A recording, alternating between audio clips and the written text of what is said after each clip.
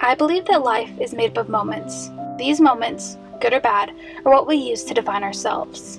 Normally, it is the big moments that shape our lives, like that time we learned to ride a bike for the first time or when we went to college. But those big moments are made up of small moments, and I believe those are the ones that matter. For the month of June, 13 students, including myself, created a big moment. We lived in Leipzig, Germany for 32 days. And while that big moment is something that takes only 2 seconds to tell, it is the small moments that completely made the trip worth a lifetime. During those 32 days, I was pushed out of my comfort zone and placed into a new situation. I didn't speak the language. I didn't know the customs. And everything I had known about the country, I had learned from Pinterest and my mother who lived there over 30 years ago. So I was forced to jump into this moment, feet first, and hope I stuck the landing. Germany was nothing like I expected. No longer was I part of the majority of the country, but now I spoke English in an area where German was the most spoken language. I can still remember that moment. I was first able to say "Sprechen Sie English," and someone actually understood me.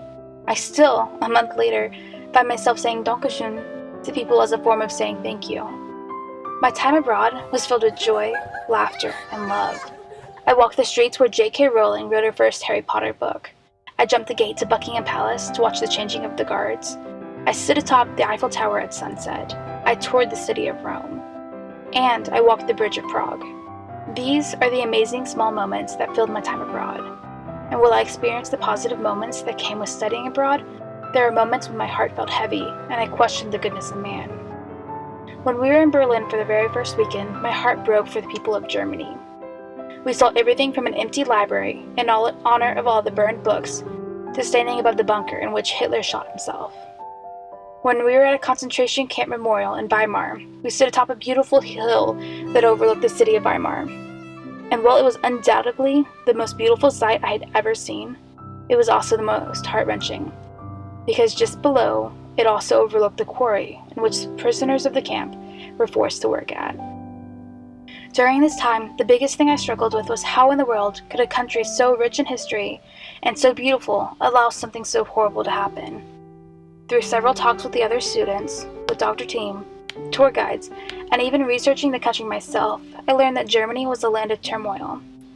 When Hitler came to power, people in Germany didn't consider themselves German, but he was able to instill in them the pride that it was to be German, to allow them to be a part of something more than just being themselves, and to be a part of a community of people just like him. Hitler, through his own twisted ways, taught me the power that comes from being a part of something more.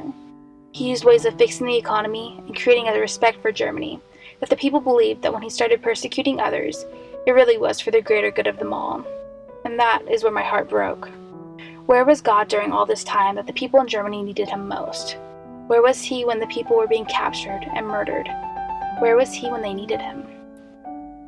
Then we went to the memorial of the murdered Jews in Berlin, and that is where I saw God in all the darkness. There were several rooms, and one of them was for the families. There were 15 families that were affected during this time that they highlighted. Most of the family members had been killed, but there was one family where 2 of the family members survived. One was a little baby, and he survived by being placed under a staircase. I fully believe that God was there with the baby and was the reason he wasn't found. And then there was a woman who was about my age when it all happened, and the only reason why she survived is because she married a Christian. These small examples are where I could see God was really there holding his people. Germany taught me so much about myself and gave me a new cultural awareness that I otherwise would never have.